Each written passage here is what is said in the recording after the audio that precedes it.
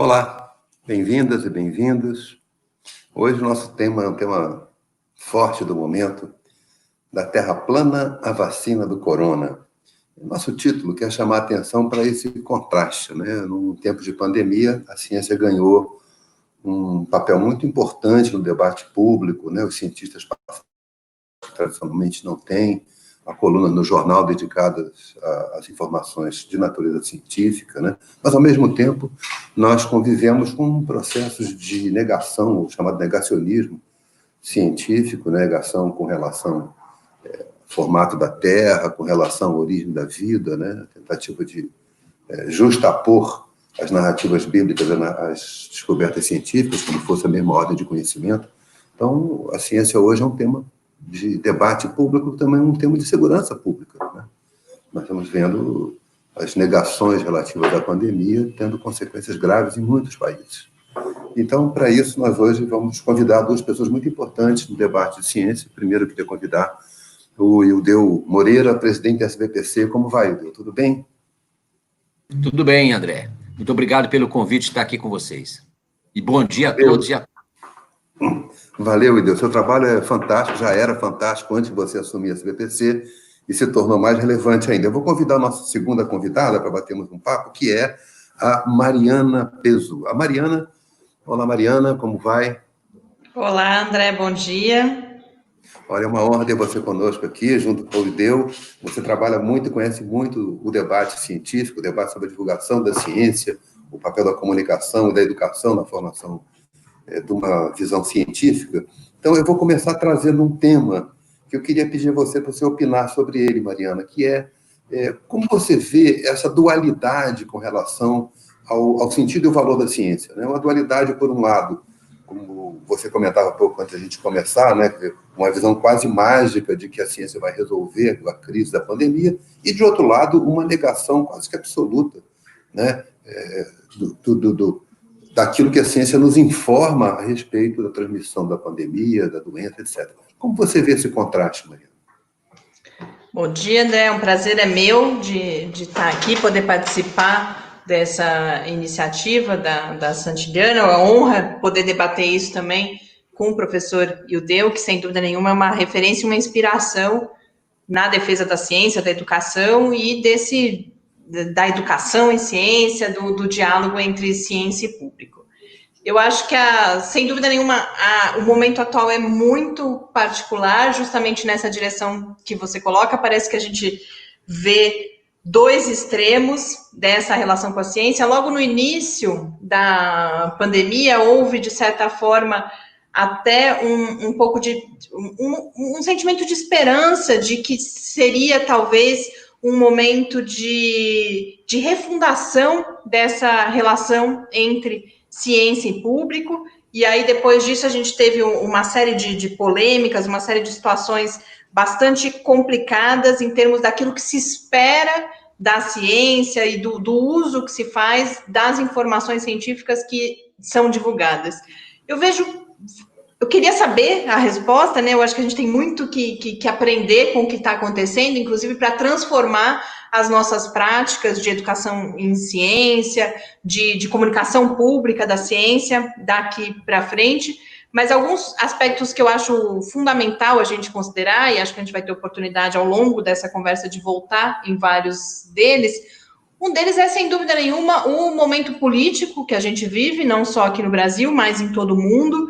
A gente tem movimentos que são caracterizados já por vários estudiosos com algumas características que são chamadas de próximas ao fascismo e que trazem consigo um movimento de negação do conhecimento especializado. Então, isso só como pano de fundo eu coloco, porque eu acho que sem levar isso em consideração, se a gente considerar que esse é um momento como qualquer outro, que a gente está falando só, por exemplo, da qualidade do ensino de ciências, da qualidade da educação científica, isso não nos dá todas as respostas, não nos permite ter uma visão clara do que está acontecendo. Então, pensar na politização, pensar em todo o contexto de desinformação, de fake news, tudo isso é importante para entender esse momento.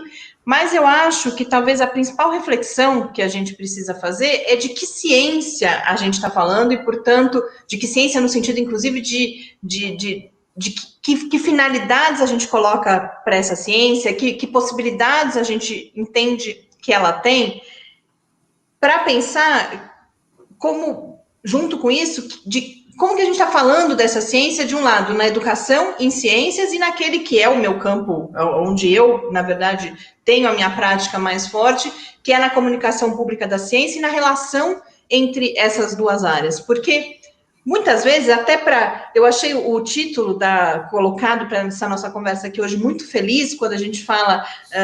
da terra plana ou do terraplanismo à vacina, eu acho que isso em grande medida traz para a gente essa possibilidade de reflexão, porque quando há um discurso público de contraposição a movimentos contrários ao conhecimento especializado, de ataque à ciência, de ataque ao conhecimento especializado, muitas vezes o discurso vem com no outro extremo, de um cientificismo que eu acho que pode ser deletério também, porque aí até para defender a ciência diante desses ataques, se coloca, e isso aí eu volto para o começo da minha fala, o momento inicial da pandemia, por exemplo, é lógico que exagerando, mas uma fala um pouco de só a ciência poderá nos salvar, né? É a ciência que trará as respostas, e de fato, a gente conhece a importância dela, a relevância dela nesse momento, mas essas respostas, elas não vêm muitas vezes, e quase sempre, no tempo da expectativa das pessoas, especialmente no momento de angústia extrema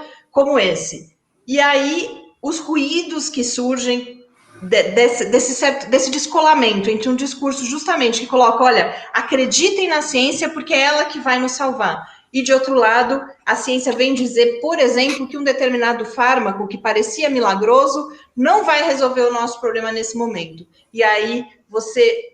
Ou outro exemplo, eu acho que foi bastante forte no início da pandemia, a ciência, por meio dos modelos matemáticos, dizendo serão tantos casos ou serão tantas mortes. E aí, a hora que você não situa as limitações, o que são modelos, por exemplo, e essas mortes não vêm no tempo que se criou a expectativa que elas viriam, você também pode gerar, de novo, uma descrença e uma deslegitimação. Então, em suma, o que eu acho é que a gente precisa repensar esse discurso público, seja na educação, seja na comunicação pública da ciência, sobre ciência, valorizando, por exemplo, não só os resultados da ciência, mas a natureza do conhecimento científico, os processos pelos quais esse conhecimento é produzido, o seu potencial, sem dúvida nenhuma, mas também as suas limitações. Porque sem isso, a minha impressão é que a gente vai permanecer nesse aparente ou real paradoxo entre, de um lado, uma confiança extrema numa solução mágica vinda da ciência, como você mesmo colocou, André, e de outro, essa negação, esse ataque à ciência e ao conhecimento especializado como um todo. Puxa, Mariana, que bom ouvir essa complexidade da nossa condição, né? E compreendê-la, porque, de fato, você levanta um aspecto importante. Eu vou pedir ao Deu, primeiro eu queria parabenizar muito você e o Deu pelo trabalho à frente da SBPC.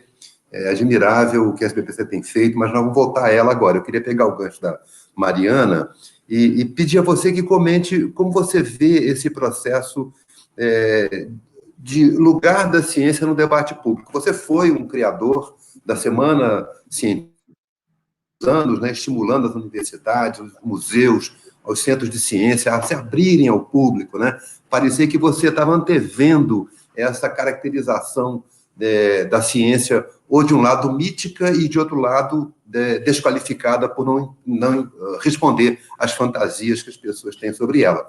Como você vê hoje o lugar que a ciência tem no debate público? André, pois essa é uma questão extremamente interessante e importante.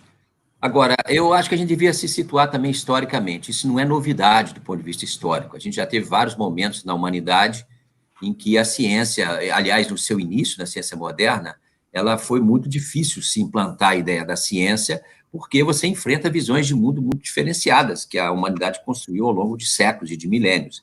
Então, a ciência também, mesmo se a gente pensar no início do século XX, por exemplo, a Alemanha, que tinha uma ciência extremamente avançada, você tinha lá Einstein, Bohr, os grandes físicos, um grande desenvolvimento, um país com uma cultura muito avançada, teve também um retrocesso importante na década de 20 e 30. O negacionismo predominou em vários momentos, curiosamente, é aquilo que você chama de dualidade. Ao mesmo tempo que as pessoas que, às vezes, negam a ciência, a usam extensivamente, como foi naquele momento histórico, da ascensão, por exemplo, do nazismo e do fascismo, e hoje também, quer dizer, muitos negacionistas usam extremamente bem, aliás, as redes sociais para difundir suas ideias. Então, as redes sociais, que é um produto da ciência de 150, 200 anos atrás, quer dizer, o eletromagnetismo, a transmissão por ondas eletromagnéticas, o Wi-Fi, e muito do que a gente está comunicando agora com as pessoas, é um produto direto da ciência e da tecnologia. E é usado, muitas vezes, em detrimento, esse paradoxo é real. Eu acho que ele está escorado em vários pontos. A Mariana lembrou bem. A gente também, às vezes, constrói uma ideia da ciência muito idealizada, como se ela fosse, e às vezes a comunidade científica também incorre nesse erro, né, como se ela fosse uma solução milagrosa para tudo, tivesse todas as respostas, e não é assim. A ciência é uma atividade humana complexa, a ciência é difícil, e cada área do conhecimento é difícil, não é trivial. O enfrentamento desse novo coronavírus não é simples, então exige um esforço imenso de entendimento. A gente está trabalhando com coisas numa escala muito pequena, que a gente tem dificuldade, e sistemas muito complexos, como o corpo humano, então é realmente complexo. Agora, a ciência avançou enormemente, e a gente tem a esperança, eu tenho a certeza, de que dentro de 1 ano, dentro de 2 anos, nós teremos fármacos e vacinas contra isso, né, contra esse e contra outras pandemias que virão, e virão outras, né, se a gente, evidentemente, não tomar os devidos cuidados. Agora, a ciência, ela é absolutamente necessária e essencial hoje para a sobrevivência da humanidade, em todos os aspectos, né? Sobrevivência física, a questão econômica, a questão do planeta, das mudanças climáticas. Agora, a gente não pode também transformar a ciência nesse bastião que as pessoas não têm acesso e não têm crítica. É fundamental que as pessoas mantenham uma crítica. A ciência vive da crítica, vive do erro. Então, é fundamental que as pessoas critiquem também a ciência, porque ela é frequentemente, e no mundo inteiro, usada também em detrimento da qualidade de vida das pessoas. Por exemplo, a ciência, 50% do recurso que é gasto com ciência no mundo atualmente vai para a produção de armas, por exemplo, e não para resolver os problemas da fome, o que seriam resolvidos facilmente. Ou seja, a ciência é essencial, mas não é suficiente. Precisa de política, precisa de atividades. Ela também não é suficiente para dar conta da nossa visão de mundo. As pessoas têm visões religiosas, outras pessoas têm visões filosóficas diferentes, têm outros tipos de conhecimento, mas a ciência é um instrumento essencial. Eu acho que se a gente for fazer uma certa reflexão sobre o que fez que esse negacionismo nesse momento crescesse, um deles é certamente que a qualidade do nosso ensino de ciências, da educação básica, é muito precária. Então, esse é um ponto claro. A nossa comunicação da ciência, como a Mariana colocou aí, também no Brasil em particular, é bastante deficiente. E também essa visão que se constrói da ciência como se fosse um castelo em oposição à visão das pessoas. Então, eu acho que esses são pontos que a gente tem de refletir nesse momento e fazer com que a gente possa melhorar esse quadro. Mas eu acho que essa onda histórica, que não é só do Brasil, né, ela percorre o mundo nesse momento, né, ela está agora, com a pandemia, ela vai sofrer, eu acho que vai sofrer uma diminuição clara, porque na hora que sair uma vacina, muitas das pessoas que dizem que são contra a vacina vão levar seus filhos para vacinar, porque aí se trata da vida das pessoas que estão na casa dela. Bem, eu acho que foram comentários iniciais aqui meus. Mas eu vou aproveitar a sua presença para te pedir um tema. A formação de cientistas é um processo muito complexo, né? E eu sei do seu empenho para que a SBPC e todas as sociedades científicas que integram a SBPC se aproximem da educação, se aproximem do ensino fundamental, dos anos iniciais, os anos finais, o ensino médio, né? Eu conheço filhos de amigos meus que lá no ensino médio começaram com a iniciação científica, foram para o PIBIC, depois o programa de bolsas do CNPq para a iniciação científica na graduação, e com isso fizeram uma carreira desenvolvendo ciências. Como é que está hoje essa cadeia de formação de formação de cientistas, né? Vou usar essa expressão, talvez ela não seja correta, e você e Mariana me corrigem, né, por favor, né? Mas a minha percepção é que é uma cadeia para a formação. Você precisa de começar de base, estimulando, interessando, motivando, apoiando, orientando, para que você possa ter, de fato, essa formação. Ela está funcionando no Brasil, Ildeu? André, eu vou responder a sua pergunta, mas deixa eu retornar um minuto, porque eu gostaria de ter dado um dado que eu não dei aqui sobre a questão anterior. A gente faz pesquisas desde 2005 fizemos 4 nacionais, sobre como a população brasileira vê a ciência e tecnologia. E a expectativa é muito positiva da grande maioria. Mais de 70% dos brasileiros dizem que a ciência é um assunto importante, embora desconheça, quando a gente pergunta, em particular, sobre o conhecimento da ciência brasileira, que é reflexo da nossa educação e da nossa divulgação científica frágil, mas a grande maioria dos brasileiros reconhece a importância da ciência. E o Brasil atingiu níveis, por exemplo, de vacinação altíssimos. Significa que nós temos uma percepção social que valoriza muito, inclusive, os cientistas. Só que uma minoria, nesse momento em particular, tem influência em órgãos de governo. A gente tem uma minoria que tem essa posição crítica, negacionista, mas que, eventualmente, está em posições de poder no país. Então, isso é muito sério, porque aí você tem um encaminhamento de políticas contrárias à ciência, que, como nós dissemos e nós entendemos, é um instrumento essencial não só para a vida das pessoas, mas para a economia do país. Todos os países do mundo estão avançando, fazem isso porque tem ciência, tecnologia e inovação avançada. E o Brasil está no movimento contrário. Bem, mas voltando à tua questão, isso está relacionado, né? A formação de pessoas para a ciência reflete também a valorização social. Quer dizer, nós temos uma percepção social de que é generalizada, que a ciência é importante, só que isso não se traduz muitas vezes nos governantes, nos representantes do povo. Eu estou lá no Congresso há 3, 4 anos brigando por recursos, muitas vezes há um reconhecimento retórico da importância da ciência, mas isso não se traduz em recurso concreto. Isso não se traduz em políticas públicas adequadas, inclusive para enfrentar momentos como nós estamos vivendo. A gente está hoje com um orçamento da ciência e tecnologia muito reduzido, inclusive para a pandemia. Então, isso é muito grave, porque muitas das pessoas da elite que tem a reflexão e controla para onde vai o recurso do país como um todo, frequentemente tem uma visão estreita e muito imediatista e de seus interesses próprios. Então, a ciência não está entre essas prioridades. Agora, na formação de cientistas, você tem razão, quer dizer, o projeto de iniciação científica, inclusive do CNPq, de bolsas para o ensino médio, o Brasil já teve, na década de 50, uma intensidade grande de centros de ciência, de feiras de ciência, que ascenderam até a década de 80, depois teve um refluxo, depois agora, nos anos 2000, nós conseguimos fazer várias políticas para criar mais centros de ciência pelo país, para criar as bolsas de iniciação científica do CNPq, que constitui uma carreira. Como você disse, a iniciação científica é fundamental hoje na formação de muitos mestres, doutores e pesquisadores, em particular nas áreas de ciências naturais, nas áreas de engenharia. Então, esses são fundamentais. Agora, nós estamos num momento, nos últimos anos, de fragilização grande dessa carreira. O desestímulo para poder fazer ciência, nesse momento, é significativo. Esperemos que, pós-pandemia, a gente aprenda essas lições agora do momento e volte a ter políticas que favoreçam os jovens para ir para as carreiras científicas e tecnológicas. O Brasil é um dos países do mundo, entre os desenvolvidos, chamados mais desenvolvidos, entre os 20 países, digamos, de maior PIB, que tem um dos menores índices de cientistas por milhão de habitantes. Então, nós temos muito pouco. Nós melhoramos muito a formação, o número de pessoas formadas, mas ainda é muito insuficiente diante da dimensão e das capacidades que o país tem. Ótimo. Eu vou chamar agora a Bia que está acompanhando as redes sociais. Bia tem uma mensagem para a gente e uma pergunta. Bia, você pode, por favor? Bom dia. Bom dia, André. Queria dar um recado para quem está assistindo a gente pela página do Lab, o Fiscar. A gente teve um probleminha técnico e começou alguns minutinhos atrasada a transmissão no Facebook do Lab, então começou, de repente, já no meio da conversa, por esse pequeno problema, tá? Só dar um oi para quem está assistindo a gente por lá.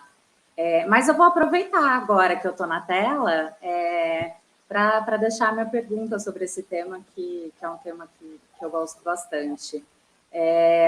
Uma grande parte do nosso público é de professores, né, André? A gente tem sempre muitos professores fazendo perguntas de como trabalhar os temas em sala de aula.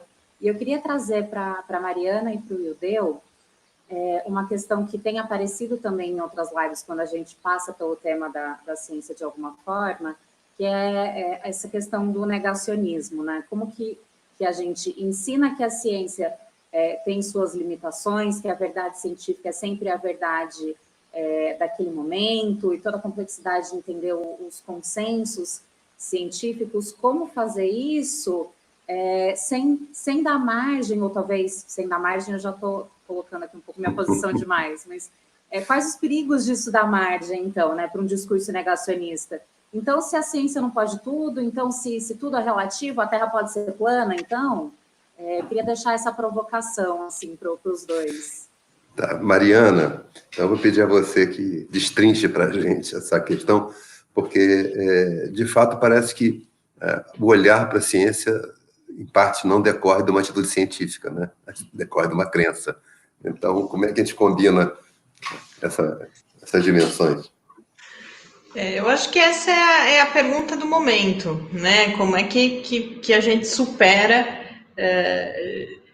justamente que discurso é possível, que educação é possível, que comunicação é possível, mais do que possível, necessária, para que justamente se entenda esse poder da ciência, no sentido do poder de poder fazer, de poder responder, de poder resolver, a partir daquilo que ela é, a partir da forma como ela é produzida, e justamente não com esse discurso fácil também, que aí a Bia tem toda a razão, que pode cair no relativismo, e a gente teve...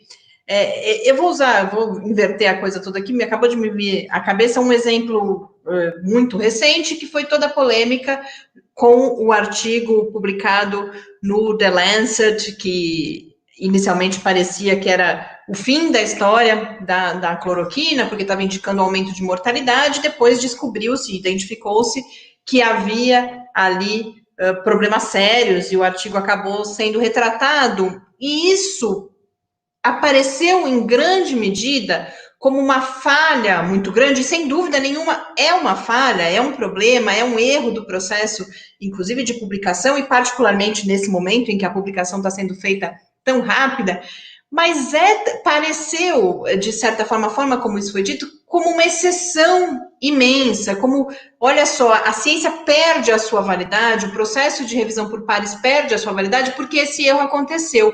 E eu acho que a gente tem a oportunidade de falar sobre isso, como também, obviamente, há falhas. O professor Ildeu falava de uma atividade humana extremamente complexa, então vamos reconhecer a falha e vamos mostrar onde elas estão e porque os processos também são sujeitos às falhas, mas também quais são mecanismos de correção, enfim, é isso, é falar sobre como a ciência é feita, a gente entender e tornar isso interessante, porque não é fácil, né? É claro que é mais fácil a gente atrair a atenção das pessoas com resultados espetaculares, com resultados particularmente positivos, com aquelas descobertas que vão resultar numa valorização da ciência, a tendência a dar mais visibilidade a isso é muito grande. Então, eu acho que o desafio é como é que nós tornamos interessante também o processo de fazer ciência. Quando a gente conversa com cientistas, por exemplo, é um dos motivos que eu fui para essa área de divulgação científica, o prazer que boa parte dos cientistas tem no processo de produção de conhecimento, o entusiasmo, como compartilhar isso? Como mostrar para as pessoas essa beleza que está no processo de produção da ciência? Eu não tenho as respostas também, a gente vem tentando fazer isso, mas eu acho que esse é um caminho importante. E eu queria juntar com algo que o professor Ildeu trouxe, a questão das pesquisas de percepção pública da ciência, que sempre trazem esse indicador elas são feitas periodicamente em todo o mundo, inclusive justamente para perceber essa relação entre ciência e público, mas elas trazem muitos mistérios para a gente também, porque justamente você tem esse apoio, você tem essa manifestação de uma declaração de, a ciência é relevante, sim, eu confio nos cientistas, mas eu imagino, e os dados mostram isso muitas vezes para a gente também, quando você pergunta, por que ela é importante? Para que ela é importante? Ou por que os cientistas são importantes e quem são esses cientistas? Geralmente a resposta não vem. Então, aí, com isso eu chego um pouco, acho que, André, na sua pergunta original, na questão, inclusive, a pergunta que você colocava para o professor Ildeu, do despertar de vocações, da formação de cientistas. Eu acho que antes disso, ou como talvez contexto mais abrangente, a gente tem essa questão do aproximar a ciência da vida de cada um de nós. Isso muitas vezes aparece como aproximar a ciência do cotidiano, mostrar como ela resolve nossos problemas cotidianos, e essa é uma parte importante, mas também o que eu acho que é o objetivo maior de educação e de divulgação científicas, das duas práticas, que é você democratizar o acesso ao conhecimento científico, inclusive em termos das pessoas poderem participar desse processo. E aí a participação se dá de diferentes formas. A participação se dá pela possibilidade de eu tomar decisões em relação à minha própria vida de forma informada, né, de conseguindo dialogar com essas diferentes informações que vão me falar sobre o que já existe de evidência científica.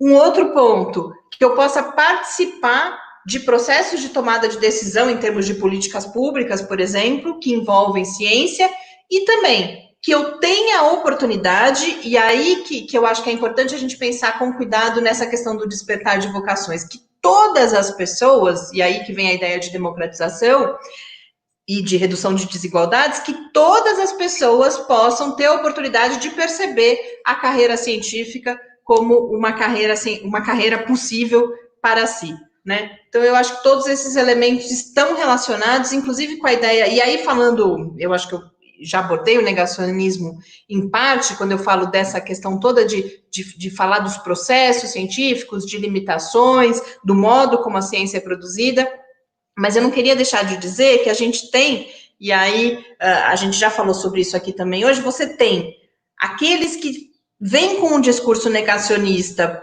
no contexto de politização, que eu dizia antes, mas todo o conjunto de pessoas que até estão sob essa influência, mas não porque vem com esses objetivos políticos. E como conversar com essas pessoas? Eu acho que, antes de mais nada, a gente precisa entender e ouvir para poder trazer uma outra opção. Esse discurso fácil mesmo, que muitas vezes vem associado ao negacionismo, como que a gente se contrapõe a ele?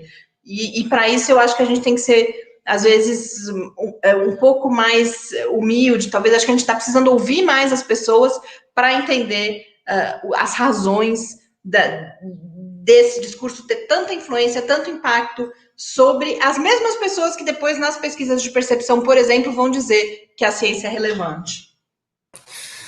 Paradoxos nossos também, né, como cientistas e professores, né? Eu não sei se o Ideu tem a sensação, eu tenho, né, eu sou um educador, trabalhei muito tempo em política pública, há momentos que você olha para o cenário em torno disso, onde é que foi que eu errei? Porque há cenas assim preocupantes. E Ideu, esse debate envolve também questões muito de relevância política muito grande, né? Você trouxe um dado que acho que é importante para o público conhecer, né, que quase metade do investimento em pesquisa científica no mundo é o investimento militar, né, com finalidades militares, ou com finalidades de criar condições de enfrentamento militar. O que levanta o problema da neutralidade da ciência. A Celina Júlia nos mandou uma pergunta muito legal. Eu gostaria que os participantes detalhassem um pouco a questão da neutralidade da ciência e suas implicações atuais. Eu vou acrescentar uma questão. A impressão que eu tenho também, e talvez isso dialogue com o que a Mariana acaba de falar, é que as pessoas supõem que o mundo está escondido e o cientista descobre. Não levando em conta a natureza do pensamento e da atividade científica, que parte de hipóteses. Você tem que inventar alguma coisa para saber se ela existe ou não, né? Ou seja, não é um mundo pronto que está legível debaixo de um pano. É preciso ser capaz de ter hipóteses sobre este mundo para poder compreendê-lo. A neutralidade da ciência suporta essa condição da produção de hipótese? Essa produção já não é ela própria uma produção engajada? André, pois é. Deixa eu responder a questão da Celina, mas voltando um pouco atrás e misturando um pouco com o que você colocou, que a Mariana também colocou.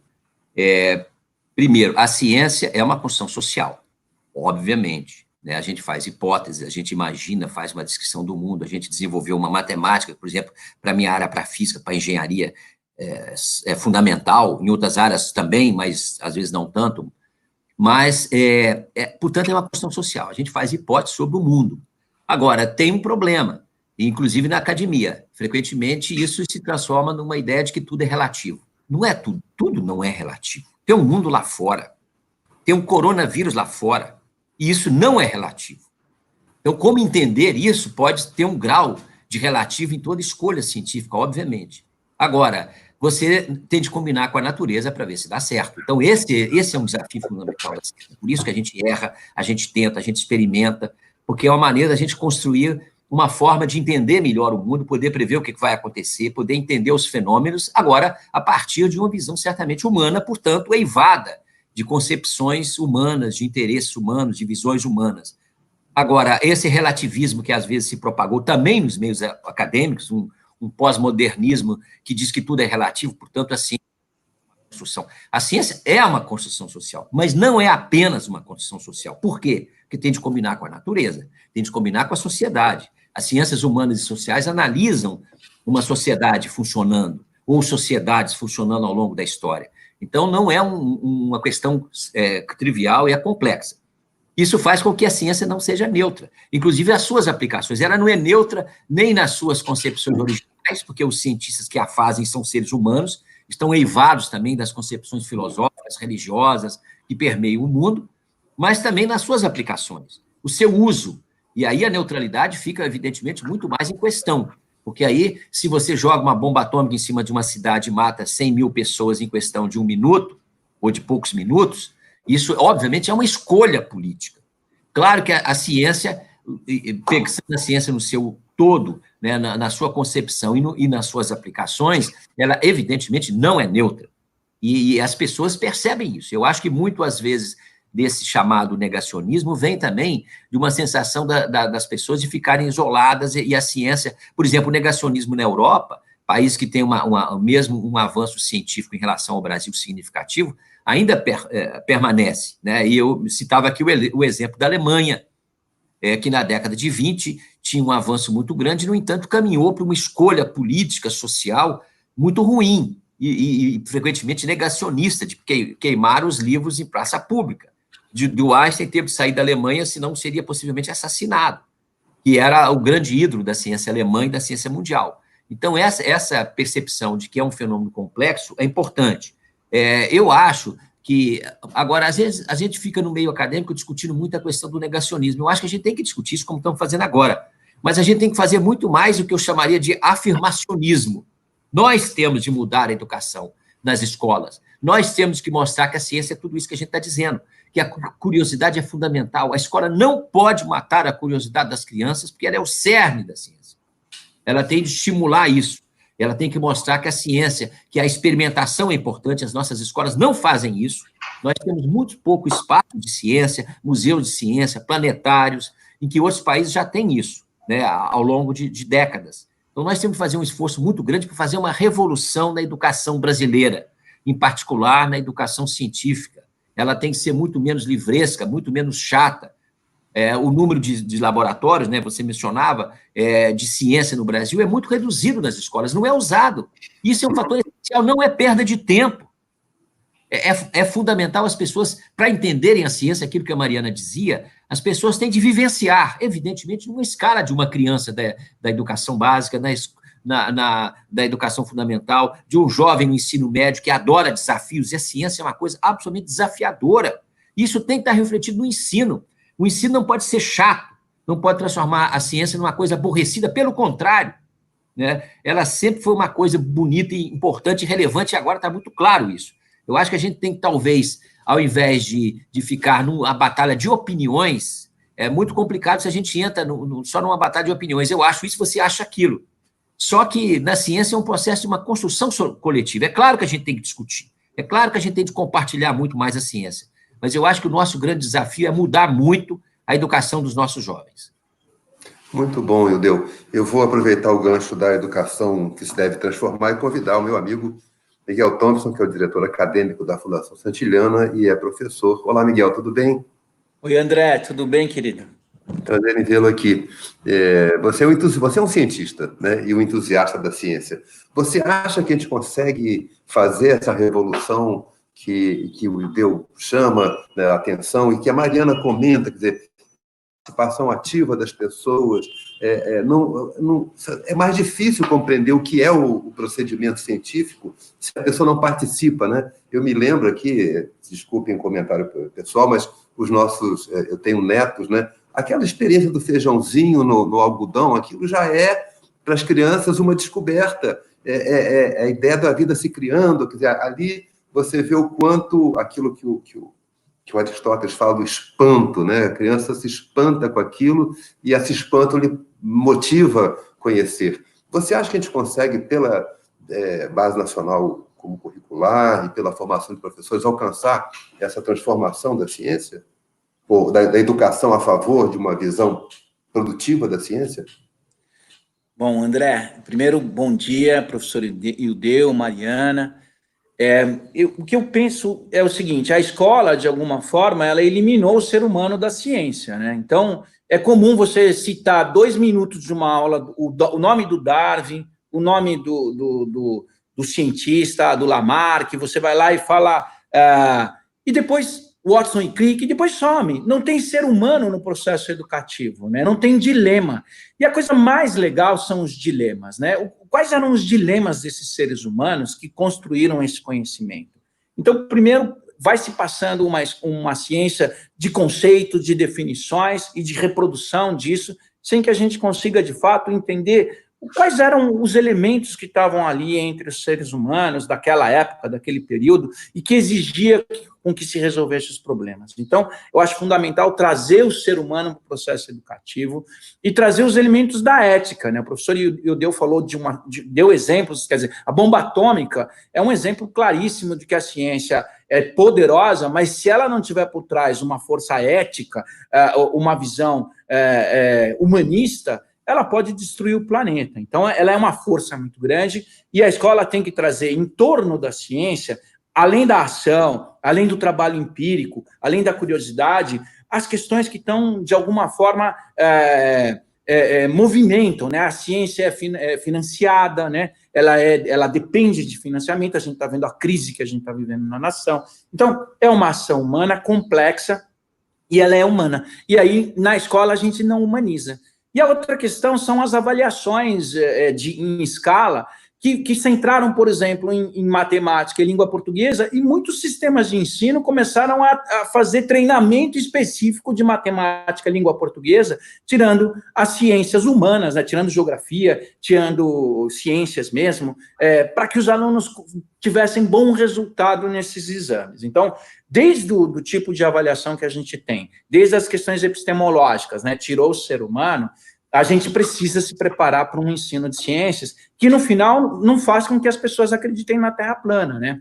E há uma última questão que eu quero falar, que é a questão da distribuição do conhecimento. Se meu filho fica doente e eu sou rico, eu levo para o Einstein e ele é curado de uma doença gravíssima. Então, agora, se eu sou pobre, meu filho morre de sarampo. Então, eu não acredito nessa história de ciência, porque eu não sou beneficiado pela ciência e tecnologia. Então, não, a distribuição não deve ser só de renda, é de conhecimento, é de acesso à tecnologia.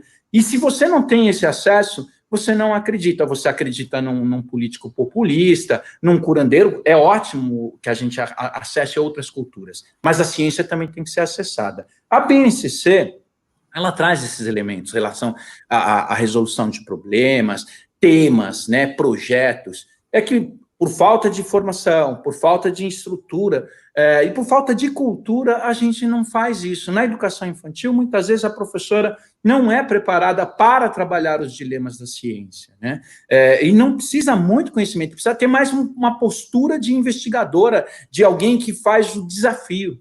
Então, eu acredito que se a gente não fizer esse movimento, o Brasil vai ser cada vez mais periférico, e cada vez mais negacionista no seio da população, porque eu não sei o que é ciência, eu não consumo ciência, não me dão ciência para ter uma qualidade de vida boa, e ao final das contas eu vou seguir outro tipo de conhecimento ou de orientação que não é ligada ao mundo científico. Eu acho que você traz um tema muito, muito grave, né? A da distribuição, né, que a Mariana também havia levantado um pouco. Eu queria pedir a Mariana para pensar com a gente uma questão que os comentários de Miguel e de Ildeu me colocaram. Qual é o lugar, Mariana, que você atribuiria ao erro no debate da popularização da ciência? A minha impressão é que as pessoas não... Há muitos erros que têm que ser vencidos. Você tem que atravessar vários portais para chegar a alguma coisa consistente até que ela seja desmontada. Qual é o lugar? Você acha que só se comemora o fanismo da ciência e pouco o trabalho da ciência? Exatamente, André. Eu acho que em grande medida é o que eu dizia, da gente conseguir contar histórias, compartilhar narrativas da ciência desse modo como ela é produzida, com lugar, inclusive, para o erro. Eu acho, e não só o erro, eu acho que quando você coloca, você traz também toda a questão, por exemplo, da hipótese não confirmada, né? Então, você tem um modo de produção do conhecimento que você vai, a partir de um conhecimento já existente, você vai partir de um determinado lugar, formular hipóteses, usar diferentes ferramentas para buscar conhecimento que ajude a confirmar ou refutar essas hipóteses, e muitas vezes você vai ter o resultado que não é o de confirmação, mas que não necessariamente é um erro, ele é um resultado também.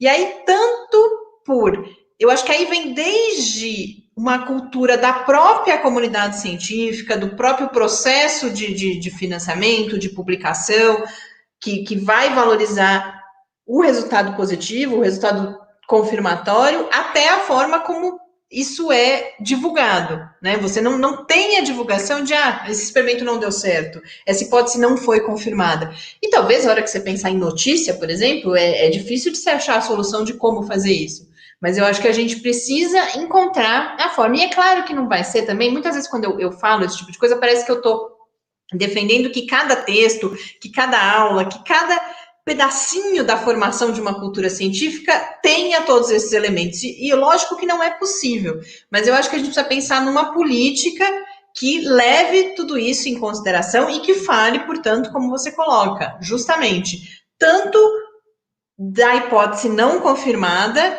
que eu não vou chamar de erro nesse momento, quanto das falhas e inclusive dos maus feitos, né? Da ciência, você caracterizar também, eu acho que isso é importante, que há uma diferença muito grande entre a ciência mal feita, mal intencionada, entre, por exemplo, você maquiar dados, você buscar resultados que não existem, e aquele erro que é inerente ao próprio processo de produção do conhecimento científico.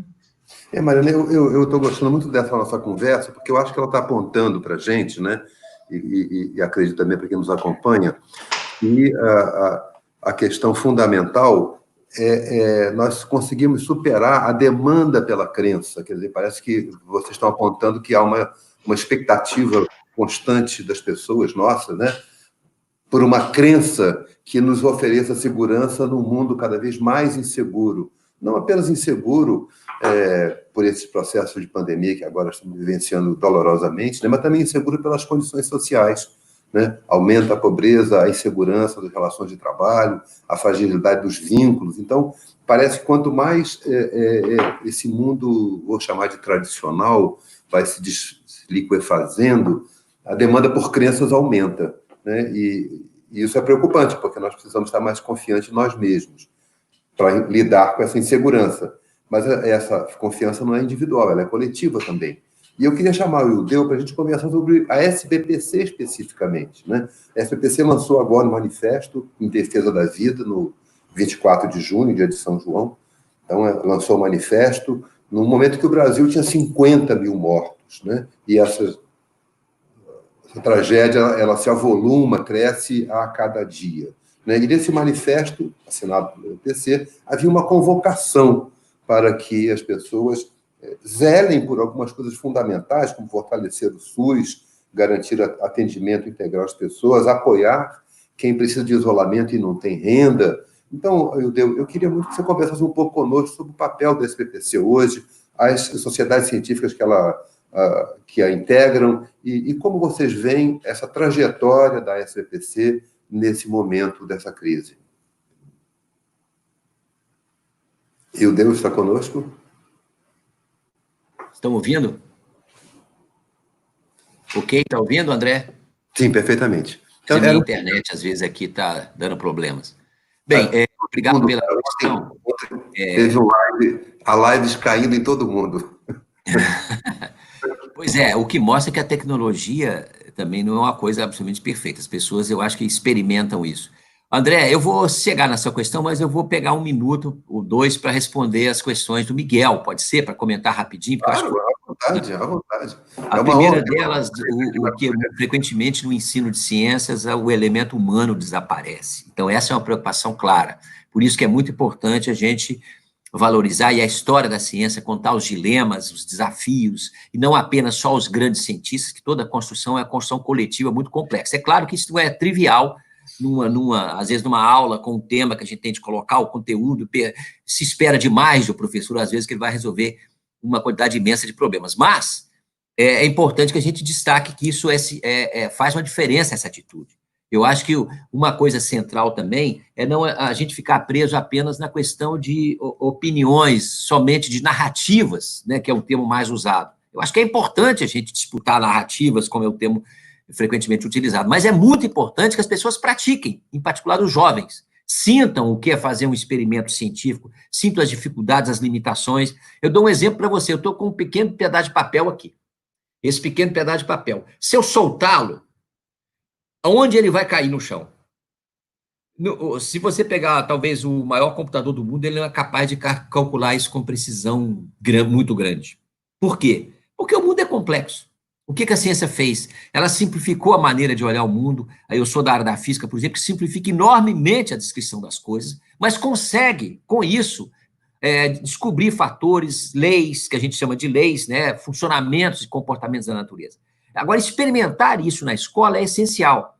E aí me conecto com uma outra questão que o Miguel levantou. É claro que a ciência tem muita desigualdade de oportunidades na educação, na ciência, no uso da ciência, e isso é uma preocupação muito grande, porque gera uma atitude nas pessoas, e é correta, crítica em relação a que ciência é essa que tem resolvido pouco meus problemas e que eu não vejo, de certa maneira, diminuir as imensas desigualdades que nós temos. Então, nós temos essa preocupação ética permanente, que eu acho que a ciência deve ser um instrumento para a melhoria da qualidade de vida das pessoas. Agora, eu volto a uma questão também que a Mariana mencionou, é o caráter negativo, às vezes, que é atribuído ao erro. A gente não precisa ter certeza. Essa contraposição com crenças absolutas é uma questão que a ciência tem que enfrentar. As pessoas têm uma expectativa de que vai ter uma solução imediata, que vai ter uma solução que já está posta e que não tem dúvida. Isso na ciência não é assim, porque a dúvida é uma atitude permanente. Eu acho, portanto, que a gente tem que fazer uma reflexão muito grande e mudar muito a nossa educação em ciência. Não é só o professor, é toda uma visão da sociedade sobre o que é a educação, em particular a educação científica. Agora, voltando para a sua questão, a SBPC é uma sociedade que temos já 172 anos, portanto, muitas décadas de luta pela ciência, pela democracia, pelo meio ambiente, e nesse momento, pela educação, evidentemente. Anísio Teixeira foi nosso presidente, nós ajudamos a criar o CNPq, a CAPES, a Constituição Brasileira, que tem vários capítulos relativos à ciência e tecnologia, a direitos humanos, a questão indígena,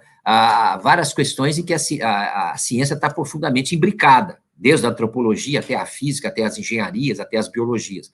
Então, a SBPC congrega cerca de 150 sociedades científicas das mais variadas áreas do conhecimento. Então, nesse momento crítico, nós temos nos manifestado várias vezes. Fizemos esse manifesto junto com várias entidades que você mencionou, chamando a atenção da importância da vida, primeiro ponto, que é um direito de todo mundo, acima da economia está a vida das pessoas. O segundo ponto, o fortalecimento importante do Sistema Único de Saúde, que é essencial para milhões de brasileiros e que vinha sendo desconstruído. Um terceiro ponto, que as orientações científicas, médicas e sanitárias são fundamentais. Em vários países do mundo que seguiram isso, a pandemia cresceu muito menos o impacto da Covid-19 e está controlada. No Brasil, não. Estamos seguindo um crescimento vertiginoso por falta de plano, por falta de seguir orientações médicas, de saúde, científicas adequadas. Esse foi um ponto que nós destacamos desse manifesto. Um terceiro ponto foi também a importância do meio ambiente, a preservação do meio ambiente. E o país está vivendo, nesse momento, uma destruição acelerada do nosso meio ambiente, que é uma riqueza imensa do país, e que pode, inclusive, resultar em novas pandemias, dependendo da maneira como essa destruição for feita. Um quarto ponto que nós chamamos a atenção é também a importância da solidariedade, exatamente aquilo que o Miguel chamava atenção. das desigualdades imensas da sociedade brasileira, a gente tem de buscar mecanismos de apoio às pessoas, tanto do ponto de vista da saúde, quanto do ponto de vista da economia, da sobrevivência física das pessoas, de milhões de brasileiros que estão em condições muito difíceis, porque a nossa economia também está numa crise muito séria.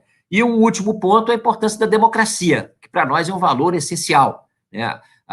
Inclusive para que a ciência possa avançar de uma maneira adequada e compartilhar os seus conhecimentos e as suas aplicações, nós precisamos de uma economia, de uma democracia, que é fundamental para a relação na sociedade brasileira em geral. Portanto, esses foram os pontos desse movimento, e ontem lançamos um movimento com mais de 70 entidades das mais variadas áreas da sociedade brasileira, desde a OAB, as entidades ambientalistas, as centrais sindicais, Brasil pela Democracia e pela Vida, e nós convidamos todos vocês a se juntarem a esse movimento. Importante, eu acho que as pessoas não tinham ideia, Ildeu, de quanto a SBPC constituiu o Brasil moderno, vamos chamar assim, né? Ajudou a construir, e saber que um gigante como a Anísio Teixeira esteve à frente dela é mais um elemento de confirmação do papel relevante que ela tem tido na história brasileira recente. Eu vou pedir a Mariana para comentar com a gente um detalhe aqui que me preocupa bastante, né? Quer dizer, as visões de ciência decorrem da formação educacional, né? Eu fui levantar alguns dados, né? Nós temos, na área educacional, pelo menos 2 grandes desafios a enfrentar. Um primeiro é a formação de professores na área científica, biologia, física, química, são áreas, em geral, que nós não temos conseguido manter. O professor se forma, mas não consegue, na física, por exemplo, muitos dos que concluem a graduação não vão para a licenciatura, né? Eles se especializam em outras áreas e não ensinam. Então, uma coisa é a formação de professores. O segundo tema são os laboratórios. Eu fui levantar no Censo da Educação Básica do ano passado, do INEP, né? O Brasil tem uma capacidade de produção de informação muito relevante, né? Queria aqui homenagear o INEP, seus servidores, porque consegue produzir anualmente esse dado fundamental, que é o Censo da Educação Básica brasileiro, e ele informa que apenas 26% das escolas de ensino fundamental dos estados e 3% das escolas municipais de ensino fundamental têm laboratório de ciências. Então, com baixa formação de professores e sem experimento científico, como a gente estimular a formação e o interesse pelas ciências, Mariana?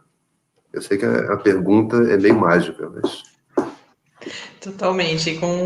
A gente podia passar horas aqui, né, falando desses 2 desafios. Eu queria começar retomando algo que o professor Ildeu falou lá atrás, a questão de talvez da gente ficar muito na chave da reação, né, da gente apontar o que está errado, por exemplo, o negacionismo, no caso da comunicação, que é algo que me preocupa muito, a gente só falar, por exemplo, em educação para as mídias, em informação para leitura crítica, a partir do todo o problema que a gente está enfrentando com as fake news.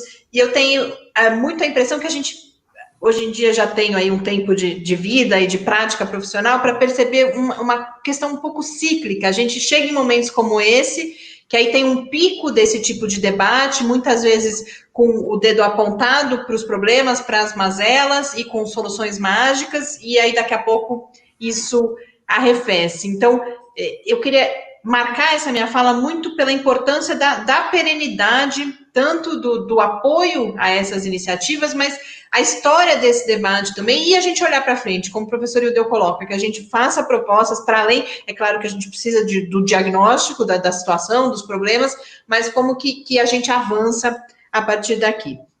E aí, começando pela questão dos laboratórios, também acho que o professor Ildeu trouxe isso muito enfaticamente, com muita contundência, a questão do fazer ciência, ou do experimentar, mais do que talvez o fazer ciência, experimentar essa descoberta do mundo, essa compreensão do mundo, a adoção justamente de hipóteses, como a gente falava, como diferentes ferramentas podem nos ajudar na produção desse conhecimento e as dificuldades envolvidas. Então, sem dúvida nenhuma, a ausência dos laboratórios, mas não só, porque eu acho que só a existência, é lógico que é o mínimo, né? É condição de partida você ter a infraestrutura.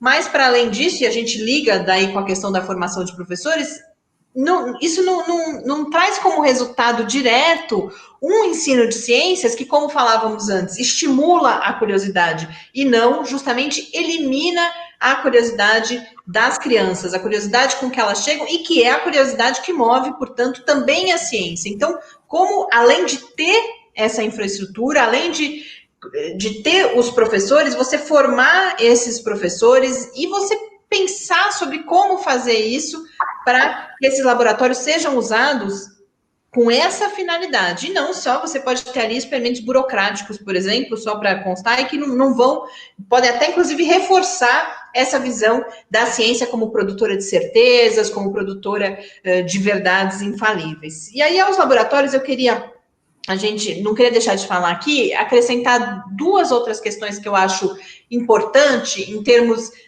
de promover essa relação positiva com a ciência, prazerosa, que mostra, que explora essa questão da curiosidade sobre o mundo em que vivemos. Uma delas é a questão dos museus de ciência. Eu acho que a gente precisa voltar a falar, principalmente na situação que a gente vê os museus, as tragédias acontecidas recentemente com museus de ciência aqui no Brasil, o pouco número de museus de ciência, mas mais do que isso, a baixa visitação. Como que a gente explora o potencial dos museus de ciência também como espaço de aprendizado, de contato com a ciência, e algo que a gente vem defendendo já há bastante tempo no Lab, tem algumas experiências tentando concretizar também. Eu acho importante que essas crianças, esses jovens possam vir, além dos museus de ciência, além dos laboratórios escolares, ao local onde a ciência é feita. Portanto, fala-se muito hoje em dia da participação dos próprios pesquisadores no esforço de comunicação pública da ciência. Muitas vezes você vê uma certa angústia de parte deles, falando, poxa, mas eu não sei como fazer isso, eu não sei, eventualmente, gravar um vídeo, não sou youtuber, não sei escrever um texto, mas eu acho que receber essas escolas, receber as crianças e os jovens no local onde a ciência é feita, isso passa por vários pontos que a gente abordou aqui hoje. Por exemplo, a humanização da ciência, na hora que você coloca essas crianças em contato com esses cientistas, e também de falar do processo de fazer científico, estar ali naquele ambiente, eu acho que tudo isso é bastante importante. E, para concluir, um tema que me é bastante caro e que eu não tive a oportunidade de falar antes, nem vou me aprofundar aqui, quando a gente fala de formação de professores, André, você colocava a questão da formação em ciências, que eu acho que é uma questão fundamental, essa desvalorização, inclusive, das licenciaturas, que passa pela desvalorização da carreira, sem dúvida nenhuma, né? É difícil você valorizar a licenciatura quando a gente sabe como que está a questão da carreira docente no Brasil, mas eu queria acrescentar um outro ponto que eu acho fundamental nessa formação, para além da formação nas disciplinas, e que eu acho que já passou da hora da gente falar sobre isso, que é o que eu chamei antes de educação para as mídias. Eu acho que o contato com a ciência que se dá através, e agora eu estou falando dos grandes meios de comunicação mesmo, para além dos esforços de divulgação científica mais vinculados eventualmente às instituições de ensino e de pesquisa, as pessoas se relacionam com a ciência e se relacionam com o mundo através das mídias. E também isso tem um lado que é de você preparar para que essa relação seja crítica, tanto com a ciência quanto com a própria mídia, mas você tem o potencial de acrescentar a ciência escolar, que muitas vezes é uma ciência do passado, né? Quando a gente está falando de... Nós vamos abordar principalmente conceitos já consolidados. Também a ciência que está sendo feita hoje e que pode responder a problemas e angústias que eu tenho na minha vida. Então, eu acho que para a gente explorar esse potencial adequadamente, quando a gente pensa em formação de professores, a gente tem que pensar também em formação para essa relação crítica e produtiva com as mídias. Muito obrigado, Mariana. A conversa vai ganhando contexto bastante relevante. E é legal o que você trouxe, porque a tendência é a gente isolar a escola do mundo, como se tudo se ocorresse ali dentro. E você traz um contexto muito importante, mostrar que o que acontece ali também é fruto de decisões, não apenas de governo, mas também da sociedade civil e do mundo empresarial, que detém os meios de comunicação e agora estão se percebendo quanto é relevante ter a ciência como um tema a ser rebatido. Ildeu, nós estamos chegando aqui ao fim, faltam poucos minutos. Eu vou ter que fazer uma pergunta meio difícil, mas, enfim.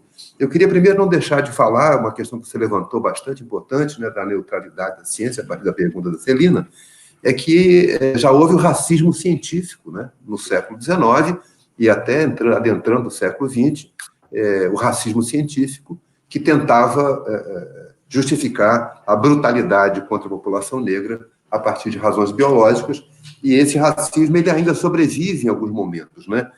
Mas, para enfrentar esses equívocos, é preciso investimento em ciência, escola, educação, e eu estou vendo o material que eu colhi na década de 2000, né, até 2014, nós quase que quadruplicamos o investimento em ciência e tecnologia. E depois ele começa a cair, e agora, em 2020, ele é menos da metade do que foi nesse período 2013, 2014. Então, você tem aí um problema de investimento sério. Tivemos uma perda, eu queria agradecer a Mariana pela lembrança que ela fez do Museu da Ciência, tivemos uma perda inestimável do Museu Nacional, né, para fazer um minuto de silêncio todo dia pela perda do Museu Nacional. E hoje, o Brasil não tem ministro da Educação, da Cultura, da Saúde e de Ciência e Tecnologia. Então, é como se, de repente, somassem condições desfavoráveis a esse esforço de compreender, explicar e transformar o mundo. Como a SBPC avalia que esse movimento Brasil pela Democracia pode nos ajudar a enfrentar essa situação que a palavra mais delicada a falar é descaso, né? Vamos ficar na palavra delicada, né? Esse descaso que a gente assiste no país hoje.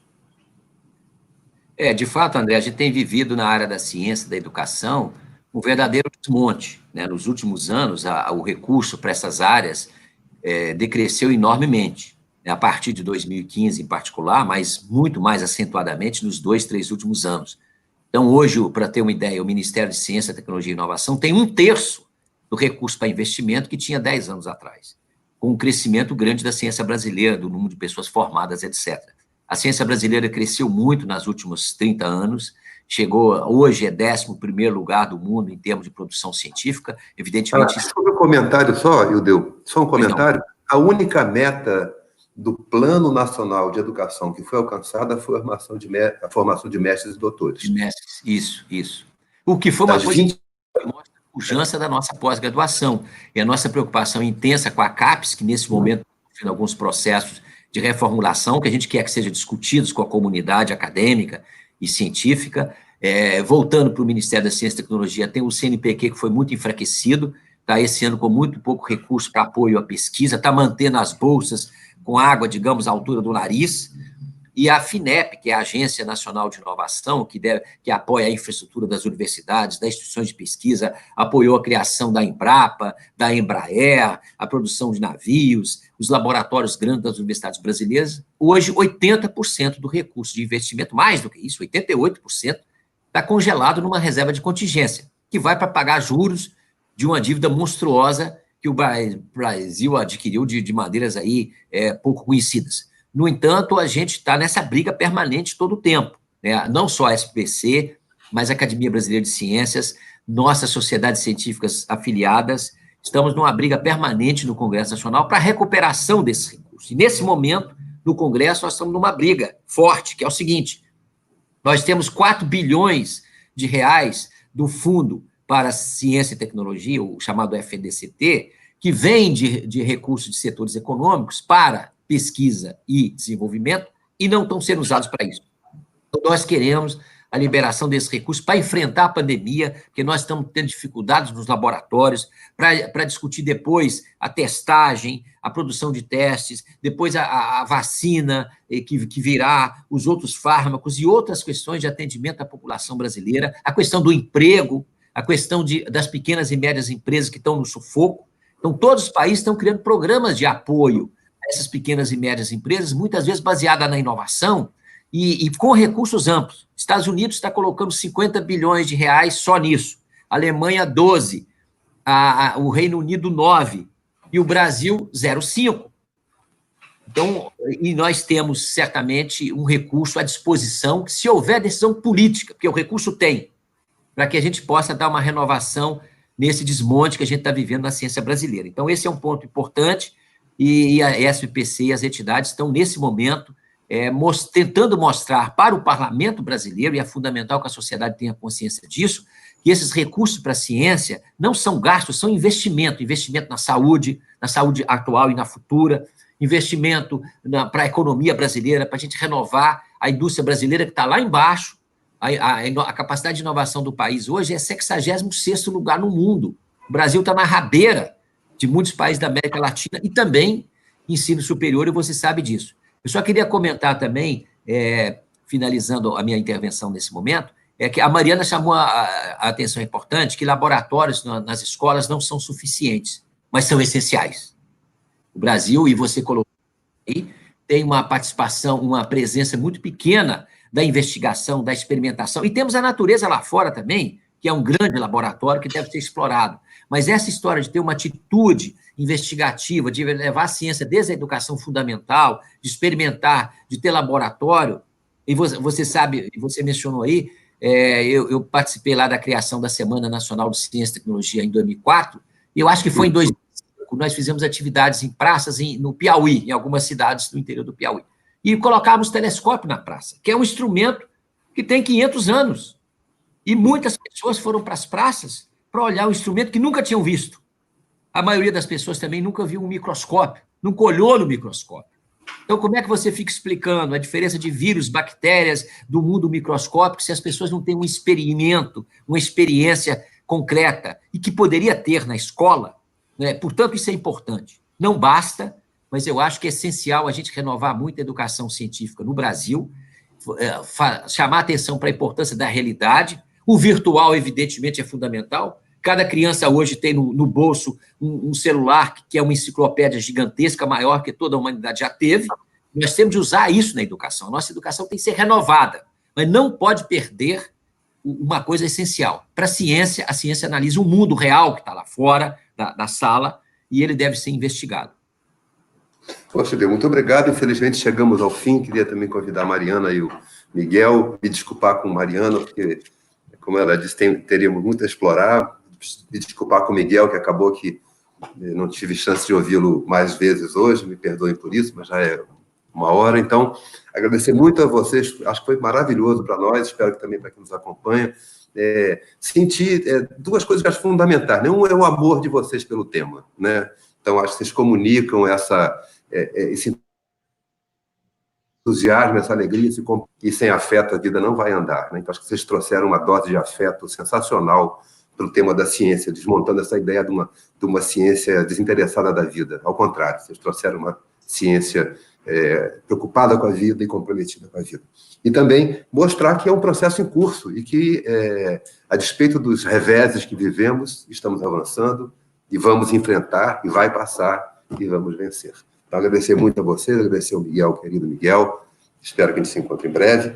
Lembrar que na quinta-feira temos um outro encontro, quem puder nos acompanhar, dessa vez é exatamente sobre o ensino médio, propostas do ensino médio transformador, né, contando com a Helena Singer e o Eli Gunning da USP, e obrigado a quem nos acompanhou, divulguem, por favor, se filiem a nossa página no Facebook, para que a gente possa continuar conversando e trabalhando junto. Muito obrigado, Eudeu, muito obrigado, Mariana, Miguel, Beatriz, muito obrigado. Obrigado, Elton e Cristiano da técnica. Valeu, pessoal das carrapetas. Deu tudo certo. Obrigado. Muito obrigado a todos vocês.